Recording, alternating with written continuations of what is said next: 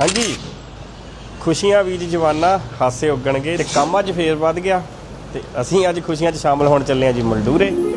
Flight ਹੈਗੀ ਅੱਧੇ ਘੰਟੇ 'ਚ ਤੇ ਟੀਮ ਸਾਡੀ ਪਹਿਲੀ ਚੱਲੀ ਹੈ, ਦੂਸਰੀ ਟੀਮ ਆਊਗੀ ਬਾਈ ਰੋਡ ਤੇ ਮਿਲਦੇ ਹਾਂ ਜੀ ਤੁਹਾਨੂੰ। ਆ ਜਾ ਵੀ ਸ਼ੇਰਾ। ਓਕੇ ਜੀ, ਸਤਿ ਸ੍ਰੀ ਅਕਾਲ।